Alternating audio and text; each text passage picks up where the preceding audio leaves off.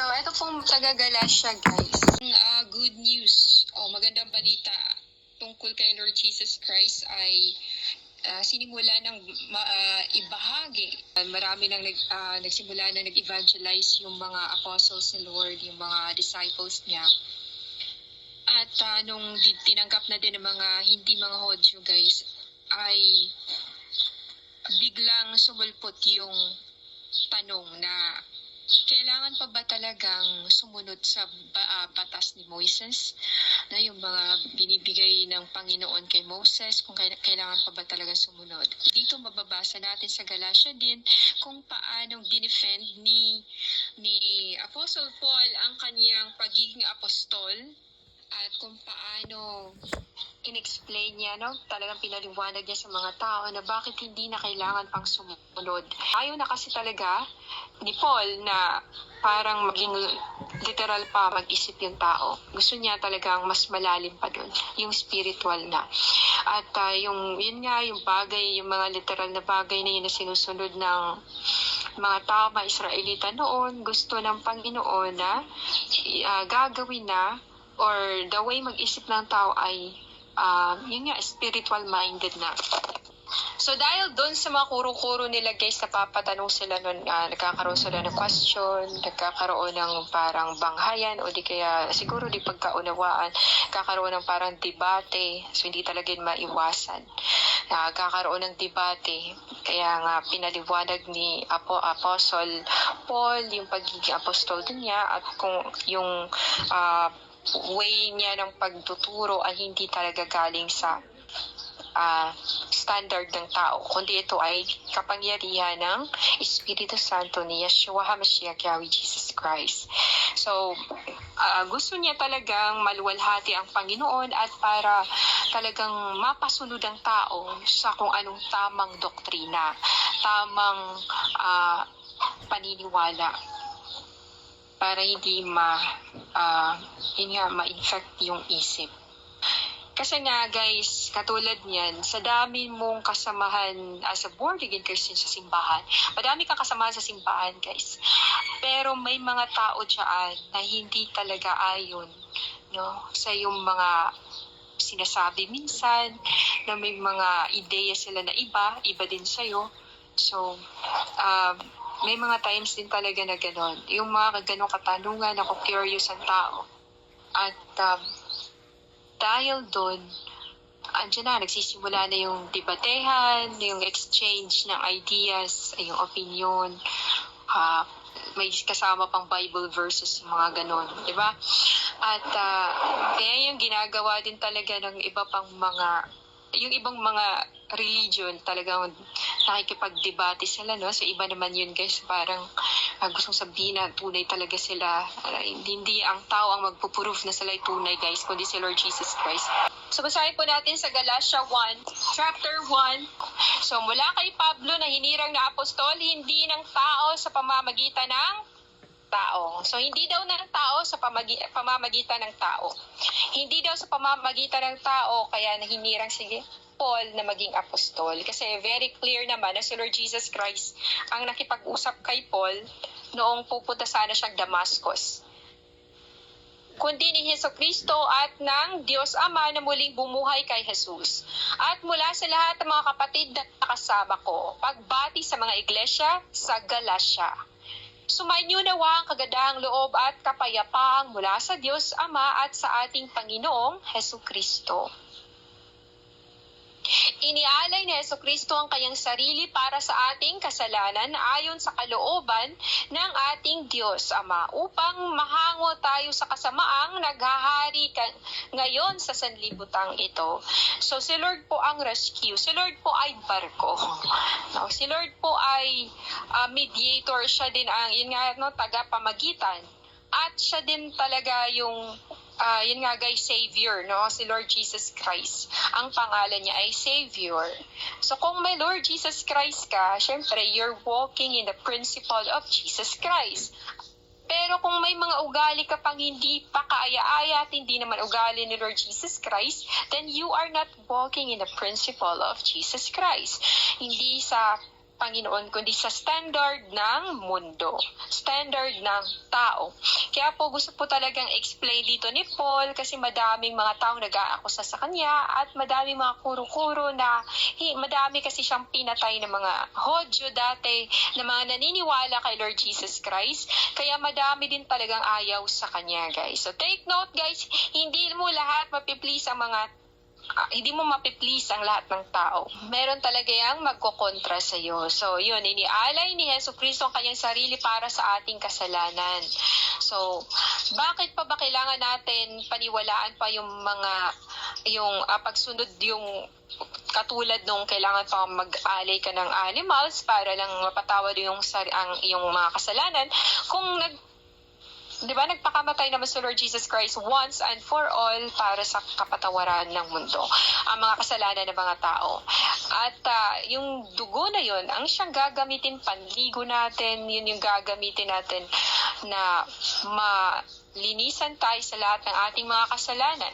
Kasi nga, nagpakamatay na si Lord Jesus Christ para sa lahat. At ito ay panghabang panahon, ang kamatayan ng Panginoon Jesus Christ. So, upang mahango tayo sa kasamaang naghahari ngayon sa sanlibutan, guys. And yun yung nangyayari sa mga tao ngayon. Kahit tayo, di ba, ang mga nasa paligid nga natin, di na natin maintindihan yung mga ugali. Yung mga ginagawa ng mga tao, mas lalong naging masama. Kaya sa pamamagitan ng pangalan ni Lord Jesus Christ, binabago ka, hinango ka, so talagang nirescue ka, sinave ka sa makamundong gawa ng dyablo. Purihin ang Diyos magpakailanman. Amen. Yun. So, verse 6, nagtataka ako kung bakit kay dali ninyong tumalikod sa Diyos na tumawag sa inyo sa pamamagitan ng kagandahang loob ni Kristo at kayo'y bumaling agad sa ibang magandang balita. So, ibig sabihin, guys, dito sa mundo, may ibang nag-preach din ng ibang balita. Nagsishare din ng ibang balita, ibang mga mensahe, ibang information. At yun nga, kahit na marami silang narinig ng mga milagro ni Lord Jesus Christ, pero ang nangyari talaga sa ibang churches, ginawa nilang tao lang si Lord Jesus Christ. At yun nga, Ama lang talaga ang Diyos. Hindi talaga Diyos si Lord Jesus Christ sa ibang mga churches. At yun nga, tinawag sila sa pangalan ni Lord Jesus Christ, pero hindi nila acknowledge ang pangalan na Jesus Christ. Kasi nga daw, Son of God lang daw. So, ganun ka-literal mag-isip ang tao. At yun nga, napaisip ng mga tao kung kailangan pa ba talagang sumunod sa batas o yung binigay na batas ng Panginoon kay Moses.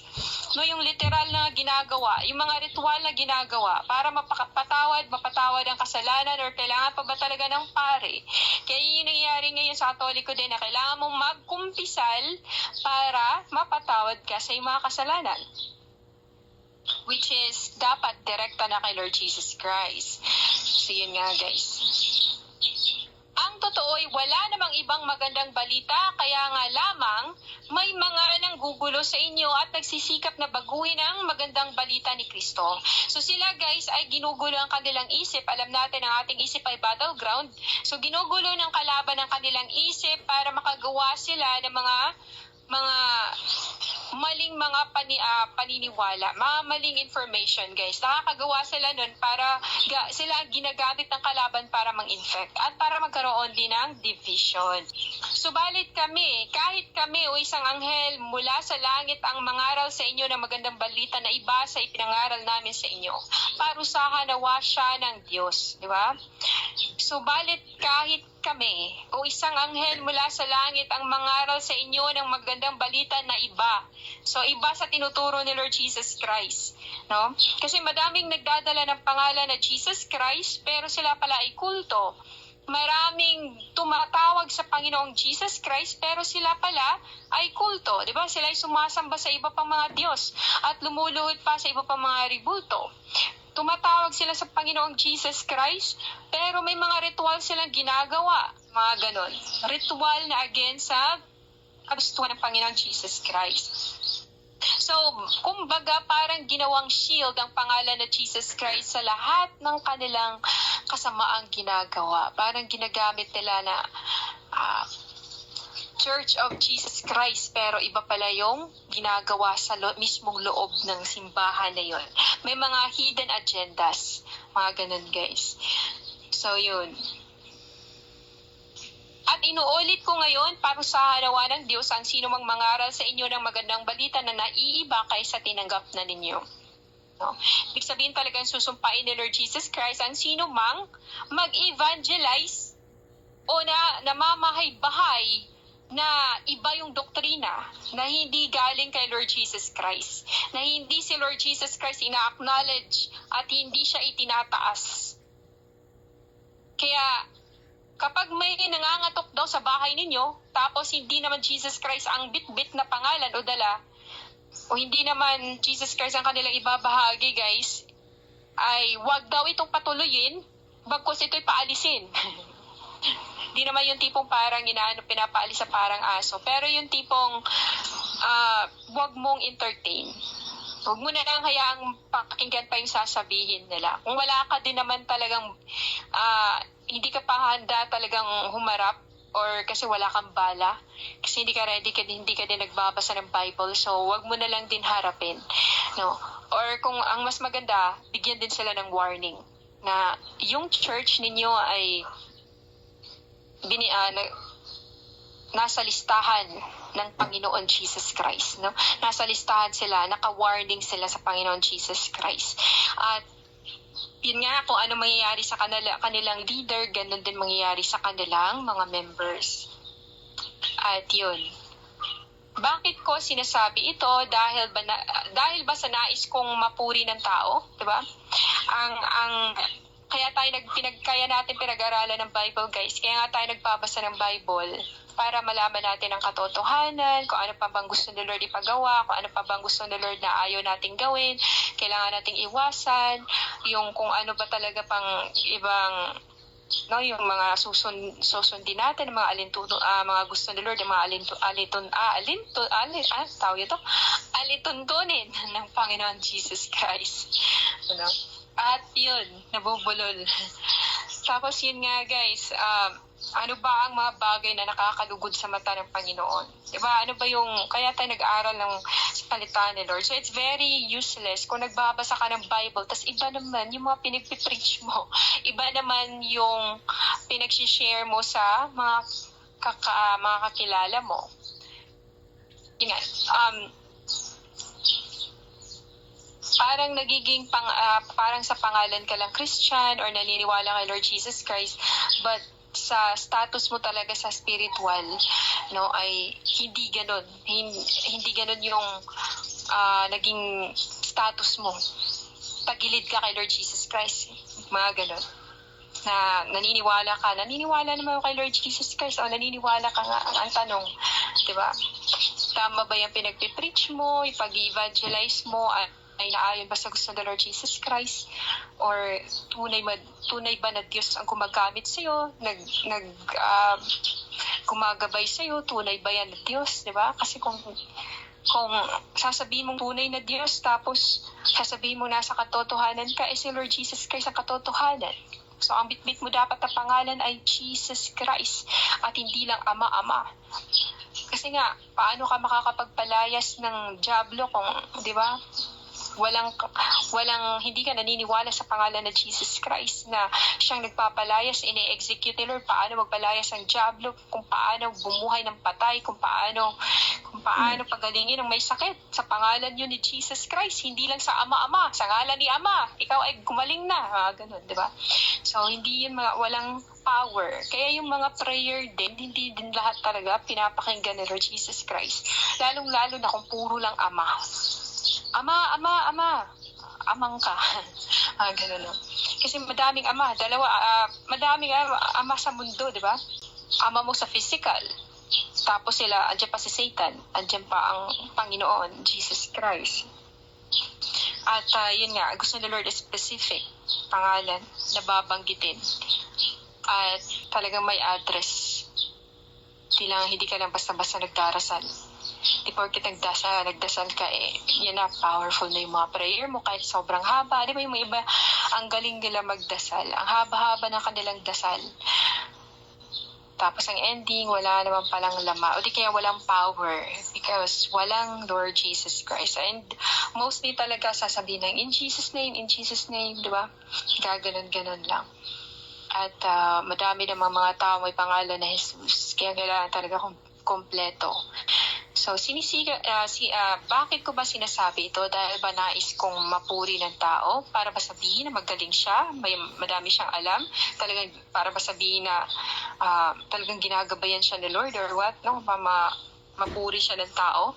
No? Kasi ang gusto talaga ni Paul ay hindi talaga mag-deviate sa gusto ng Panginoon, hindi ka liliko. So, ang papuri lamang ng Diyos, ang tangi kong hinahangad. Kung ikaw ay tunay naman na servant, hindi ka nag-after sa mga papuri ng ibang tao para hindi ka natutuwa sa papuri ng mga tao, guys. Mas natutuwa ka sa na ang Diyos ang pupuri sa'yo. Alam niyo ba guys, pag pinupuri ako, parang nagtatayo ang balahibo ko. Mga ganun.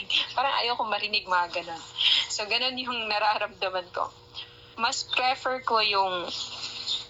i-prefer natin yung praise ng Panginoon Jesus Christ kasi yun ang totoo. No? Yung mga tao kasi nagpe-praise lang sila kung magagandahan sila, kung satisfied sila sa nakikita nila. No? Pero sa Lord Jesus Christ talagang tinitingnan niya yung puso, yung kaloob-looban natin. So, sinisikap ko bang magbigay lugod sa tao? Diba? Kasi sa ginagawa ni Paul, madaming magagalit sa kanya pag nag-a-against siya. Diba? Kasi kung kung gusto mo talagang ang tao ay malugod sa'yo, yung matuwa ang tao sa'yo, hindi ka mag-a-against. Hindi mo i-correct ang tao kasi gusto mo lang na matuwa ang tao. Kasi nga, gusto mo lang na walang gap, walang something na tawag nito, negative energy na ayaw niya sa'yo. Kasi nga, you go with the flow. Pero, pagdating sa katotohanan, si Paul talaga ipinaglaban talaga niya. Sasabihin talaga niya kung anong gusto niyang sabihin, lalong-lalo na kung ito'y tama. At karapat-dapat naman talagang sabihin. So, kung iyan ang talagang hangad ko, hindi na sana ako naging alipin ni Kristo. So, kung after ka sa praise ng tao, no, gagawin mo kung ano yung ikakaligaya ng tao. Ano ba ikakaligaya ng tao? So, the lust of the flesh and the lust of the eyes and the pride of life. Lahat ng yan. Gusto nila yan. Ng mga tao, yung makalaman. Kung gusto mo talaga na i-praise ka, then hindi ka sasalungat. Kasi ang katotohanan ni Lord, sasalungat talaga yan sa lahat ng gawa ng laman. Sasalungat yan sa gawa ng dyablo. Sasalungat yan sa hindi katotohanan. Bakit mo i-praise ang tao kung gumagawa siya ng mali? Bakit mo siya hayaan na gagawa ng mali kung alam mo naman ang tama, no? Talagang i-correct mo siya kasi ayaw mo siyang mapahamak. Kung iyan, di ba? Kung iyan ang talagang hangad ko, hindi na sana ako naging alipin ni Kristo. So, hindi ka dapat nag-serve kay Lord. Kung hindi ka naman faithful kay Lord at hindi ka mag-a-against sa gawa ng laman. Kung hindi ka marunong mag-rebuke, parang gano'n. Hindi ka marunong, wala kang guts na magsabi kung ano talaga yung katotohanan kapag may nakita ka hindi na maganda. So, yun. At, hindi ka dapat servant ng Panginoon, kundi servant ka ng mundo. Pag ganun, di ba? If you please the world, if you please men, you please the world. At of course, kalaban ka ng Diyos. Kalaban ng Diyos ang sino mang taong mahal ang mundo. So, paano naging apostol si Pablo? So, mga kapatid, nais kong malaman ninyo na ang magandang balita ay pinangaral ko, hindi katha ng tao. Ibig sabihin, ito ay filled with the power of the Holy Spirit. Ito po ay galing sa Diyos. Hindi ko ito tinanggap mula sa tao. At hindi rin itinuro sa akin ng sino mang tao. Si Jesucristo mismo ang naghayag nito sa akin. So guys, kahit pa si Paul guys ay naging katulad din siya ng mga apostle. So expect mo talaga na may mga apostle dyan na ayaw sa kanya. May mga apostle na may mga disciples na against talaga kay Pablo. Kaya palagi talaga nilang dinedebate si Pablo. Sinisiraan nila, di ba? Kaya nga nagkakaroon ng I follow Paul, I follow Peter, I follow Apollo, mga ganun-ganon. Kasi nga, andun na yung di pagkakaunawaan dahil hindi nila gusto yung kahit kaya nangyayari din naman yan na ayaw nila yung isang preacher kasi hindi magaling or hindi magaling mag-Ingles. Ayaw nila yung preacher kasi para ano ba yan, parang hindi naman siya bagay maging preacher, yung mga ganun, di ba? Ay parang gusto nila siguro sabihin na si Pablo, bakit siya naging preacher? Mamamatay tao yan, di ba? Ganun ang pag-iisip ng tao. So possible, hinuhusgahan din talaga si Pablo ng bongga nung panahon niya, guys. Hindi din madali talaga pinagdaanan ni Pablo. So siguro din pinaparana sa kanya ng Panginoon Jesus Christ dahil sa grabe din ang ginawa niya sa mga Hodyo na itinapapatay niya. O di kaya yung mga mga pinatay na sumang-ayon lang din siya. Kaya siguro yun, naghirap din siya. At hindi din niya masisisi ang mga tao. Kasi nakikita nila yun eh. Kilala din siya. Isa din siyang Parisiyo. So, hindi ko tinanggap mula sa tao, no? At hindi rin itinuro sa akin ng sinumang tao. So, ito yung sinasabi ko din, guys, dati pa. Naalala niyo ba, sinasabi ko, ito yung tinuturo yung mga sinasabi ko sa inyo. Walang tao nagtuturo nito sa akin, kundi si Lord Jesus Christ. Kung paano mag-evangelize, paano makipag-usap sa tao, walang nagturo sa akin, kundi mismo si Lord Jesus Christ. O nga, no, parang ang si Paul. Kasi sinabi ko to dati pa, no, hindi ko pa nabasa ang, siguro nabasa ko pa rin, parang hindi ko lang pinapansin, no? Pero sinasabi ko talaga to dati. Ito yung tinuturo ko sa inyo, tinuturo ni Lord Jesus Christ. Walang taong nagturo sa akin, wala ding taong nag-train sa akin paano mag-evangelize. So only by the power of the Holy Spirit, bigla na lang akong dadalhin sa isang lugar, sasabihin akong, okay, dyan ka, tatayo. Diyan ako nakaposisyon para magbahagi ng salita ng Lord, yung mga ganun. So, during evangelism, wala nagturo sa akin, guys, mga ganun. No? At si Jesu Cristo mismo ang naghahayag nito sa akin. Diba? Totoo naman talaga na nagpahayag ang Panginoon Jesus Christ kay Pablo ng ilang beses. So, kung sino pa yung mas may malaking kasalanan, yun yung mas may malalim na pag-ibig sa Panginoon. So, kung napapansin ninyo, guys, mas highlighted talaga ang buhay ni Pablo, no? Kasi sa iba pang mga apostles. Pansinin niyo, guys, kasi siya talagang naghirap. Siya din talaga ang mas grabe yung experience din niya sa pagbabiyahe, no? Wala siyang kain, walang tamang tulog, walang tapos andyan pa yung bubugbugin siya sa Athens. Andyan pa yung walang-wala ka na nga. Tapos kailangan mo pa magtrabaho kasi kailangan mong kumain, syempre. Para makapagpatuloy ka sa pagbahagi ng salita ng Lord. Dito natin makikita yung puspusan talaga na pag-exert much effort ni Pablo para talaga sa Diyos. So, ganun grabe yung pagmamahal niya sa Diyos. Kung gaano kagrabe yung ginawa din niyang kasamaan against sa Panginoon, yung mga tao ng Panginoon, yung mga anak ng Panginoon, ay mas dinoble niya, guys, yung effort niya na hindi niya deserve, pero talagang pinakita sa kanya ng Panginoon na kaya pala gano'n ang nangyayari sa mga Hodyo, ng mga naniniwala kay Lord, ang mga Kristiyano. Kasi kakaiba pala talaga ang ma-experience, no, na supernatural. Kaya mas lalo niyang minahal ang Diyos. Mas lalo siyang talagang tinitrain niya ang kanyang katawan na maghirap. Pero, yun nga, ang kanyang espiritu naman ay nire-revive. Diba? Yun yung sabi niya na, kahit na parang worn out na kahit kasuotan, kahit yung katawan, pero ang espiritu ay nire-revive every day ng Panginoon Jesus Christ. So, hindi kaila sa inyo kung paano ako namuhay noon bilang kaanib ng relihiyon ng mga Hodyo.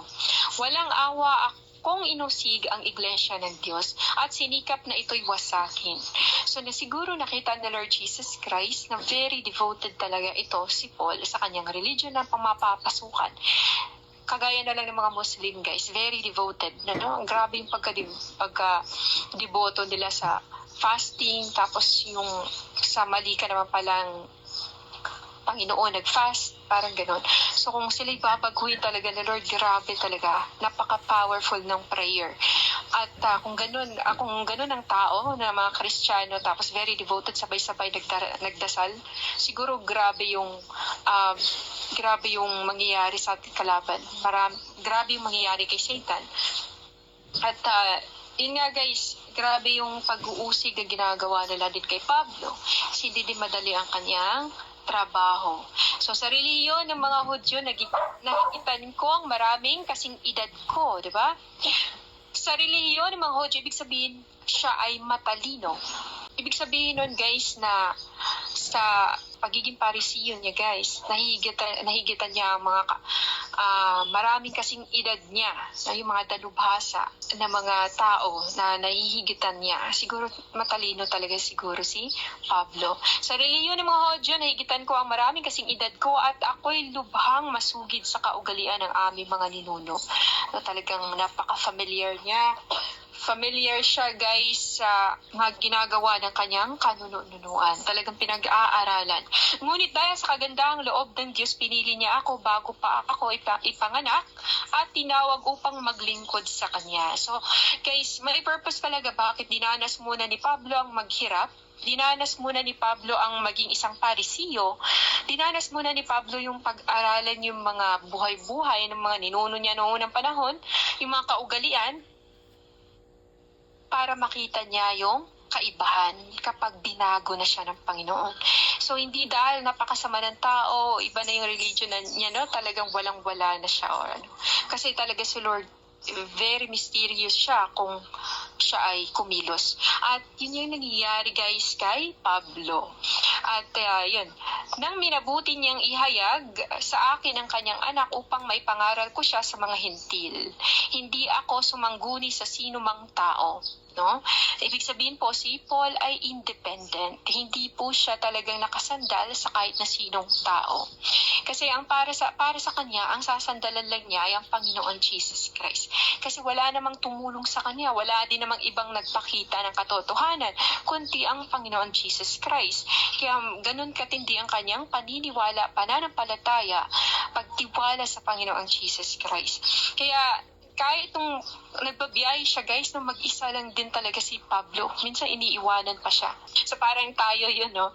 Nasa lugar natin, tayo lang yung pupunta sa ibang parte ng city natin para mag-evangelize, no? So ganun guys, glory to God. So para tayo si Pablo.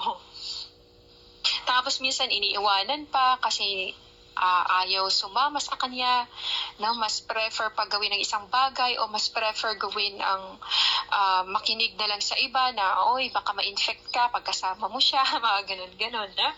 Kaya binabuting hindi na lang sumama. Kaya nga guys, kung titingnan natin ang buhay din natin nandito sa Elohimship, na parang solo-solo lang natin mag-evangelize, para tayong si Paul, no? Talagang hindi din madali yung mga pinagdaanan natin. Hindi man tayo yung tipong katulad ni Paul na palutang-lutang na lang sa dagat dahil nasira yung barko. Pero yung mga problema talaga, yung para yung mga alon sa buhay natin. Yung problema, yung sinusubok tayo, yung kapwa natin, kapamilya, o di kay kadugo, kahit pa yung parehas ang pananampalataya, ang umuusig sa atin guys. So yun nga, hindi tayo, wala tayong pinagkaiba kay Pablo din. Hindi rin ako nagpunta sa Jerusalem upang makipagkita sa mga apostol na nauna sa akin. Sa halip nagpunta ako sa Arabia at pagkatapos ay bumalik ako sa Damasco. Pagkaraan ng 3 taon, pumunta ako sa Jerusalem upang makipag-usap kay Pedro at 15 araw kaming nagkasama. Wala akong nakitang iba pang apostol maliban kay Santiago na kapatid ng Panginoon. So, hindi siya yung tipong, oy, dito ka, parang grupo-grupo ba? Diba? Hindi siya yung tipong nagre-rely sa lakas ng iba. Pansinin nyo guys, siya ay independent, si Paul. Kaya napakaganda niyang halimbawa sa buhay ng isang Kristiyano na wag ka lang maghintay sa sasabihin ng iba sa'yo, kundi maghintay ka sa salita ni Lord Jesus Christ, sa command ni Lord. Kasi si Lord Jesus Christ talaga, siya ang kumikilos sa bawat buhay ng tao. Siya din ang kumikilos kahit sa mga bagay na nakikita ng ating mga mata. Si Lord Jesus Christ yan. So kung tayo nagre-rely sa tao, palagi na lang tayo naghihintay ng command, kung kailan mag-command, kung wala din. Diba? So si Paul hindi siya ganon. Si Paul talaga ay talagang ipinakita niya yung malaking pagtiwala niya sa Panginoon Jesus Christ. Kahit saan siya mapunta, alam hindi siya pababayaan. Kasi nakita na niya na may Diyos pala talaga na palaging nagsusubaybay sa tao.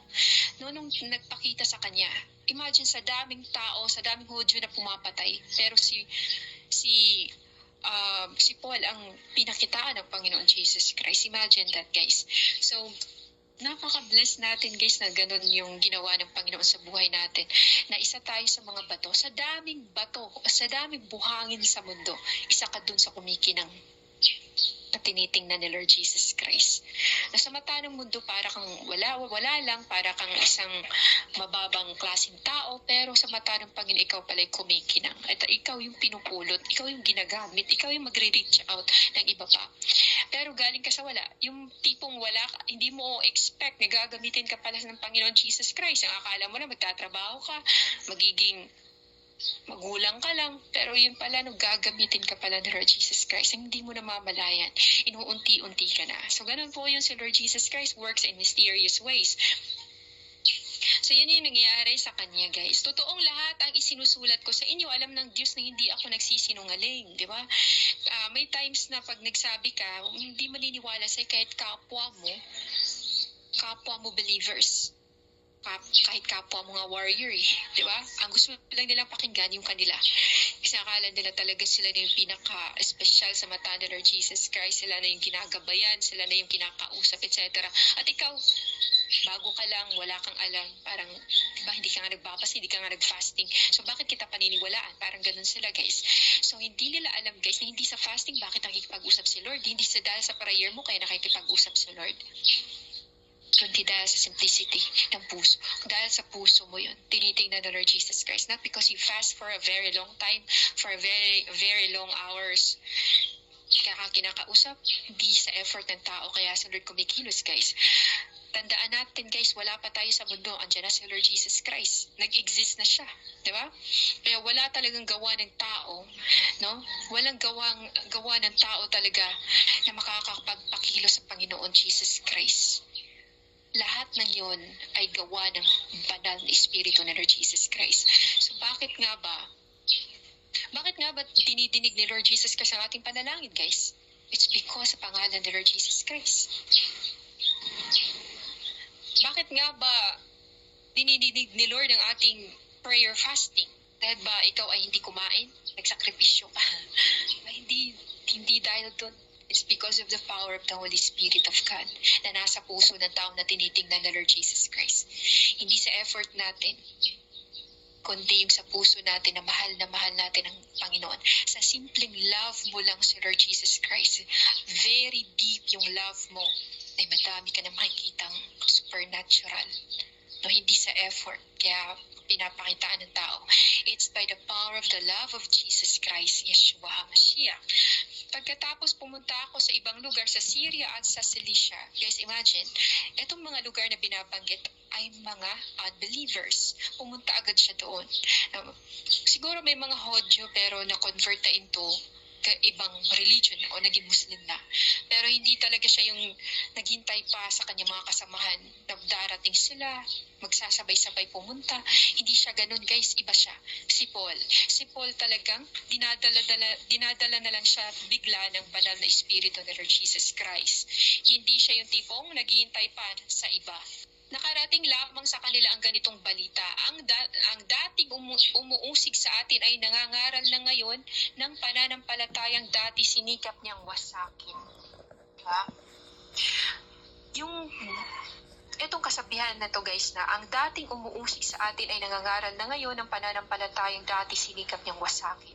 Kung gaano kalaki ng pagsisikap ni Pablo na wasakin ang bagay na ginagawa ng Panginoon binibuild ng Panginoon, ay mas grabe pa ang kanyang pagsisikap na i-restore ito, guys. Ibig sabihin, mas malalim ang pagmamahal ni Pablo. Nakita niyo ba, guys? Nakita kasi ng mga apostle na kasama ni Lord, araw-araw si Lord Jesus Christ. Di ba? Kasama nila lagi. Pero, iba talaga yung pagmamahal na ipakita ni Pablo. Siguro kung mas kilala ni Pablo si Lord Jesus Christ nung hindi pa namatay, nung hindi pa nagpakita sa kanya, kung isa lang siyang apostol, siguro mas grabe yung love niya.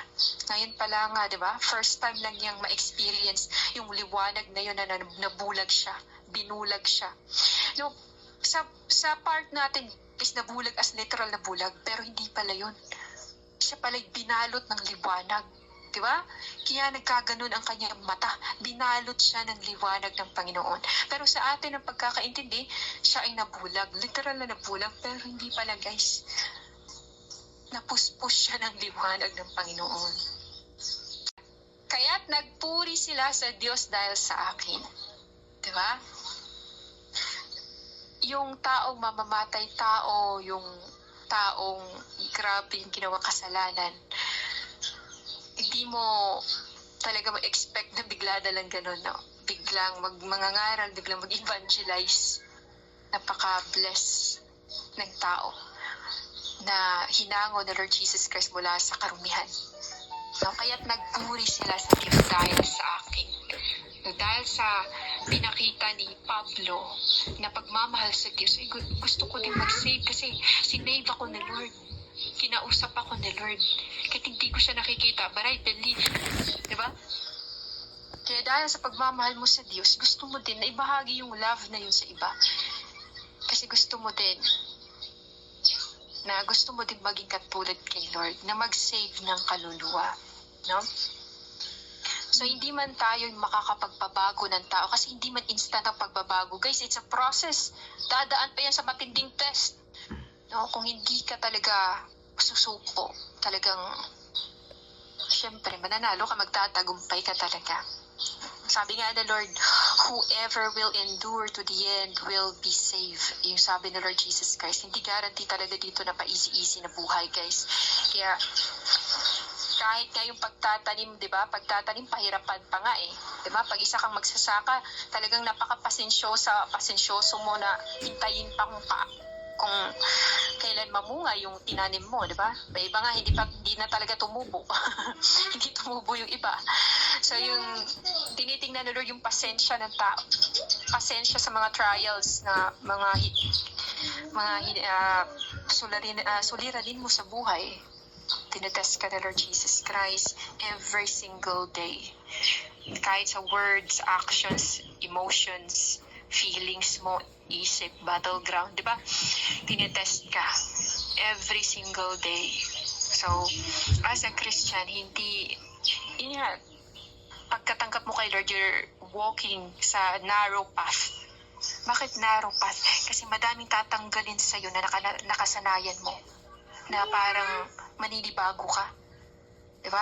May mga times na, dati palamura ko, pero ngayon parang nahihiya na akong magmura.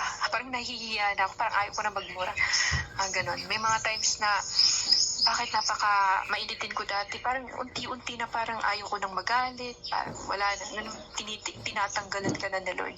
Kasi habang papasok ka na sa triumphant entry mo sa New Jerusalem, o di kaya langit.